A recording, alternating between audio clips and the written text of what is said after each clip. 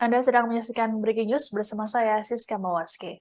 Serangan yang terjadi selesai kejahatan senjata yang berakhir disesalkan oleh sejumlah pihak termasuk Qatar yang selama ini menjadi mediator antara Israel dan juga Hamas. Perdana Menteri Qatar Sheikh Mohammed bin Abdul Rahman Al Thani menyerukan agar dilakukan penyelidikan internasional segera yang komprehensif dan tidak memihak. Hal tersebut dilakukan terhadap kejahatan Israel di Gaza.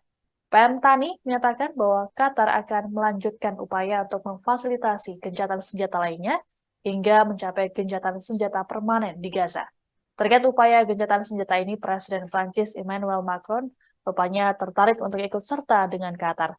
Terbukti dengan kedatangannya ke Qatar pada Sabtu lalu dan menemui Emir Qatar Tamim bin Hamad Al Thani. Tanya itu dalam KTT COP26 Maksud KB28 di Dubai, Macron juga bicara soal upaya dalam mencapai gencatan senjata serta pembebasan sandera. Macron mendesak Israel untuk memperjelas tujuannya terhadap Hamas. Sementara itu, Jaksa Pengadilan Kriminal Internasional atau ICC Karim Khan telah melakukan kunjungan ke Israel dan Ramallah. Dalam keterangan videonya, Khan meminta Israel untuk mematuhi hukum internasional.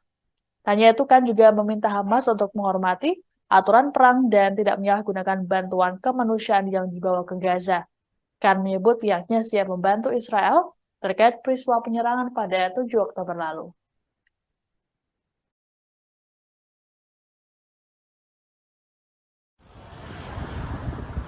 Today is the end of my first trip to the state of Palestine. I'm here in Ramallah. It's been a productive day, a long day in which I've met the President, His Excellency Mahmoud Abbas, the Prime Minister, the Minister of Justice, the Minister of Health, the Minister of Prisons. I've had the opportunity to engage with victims and heard their accounts, their suffering, both from Gaza and from the West Bank. Pain is real, the loss is acute, and I really feel it's a privilege to have had this opportunity to speak with them.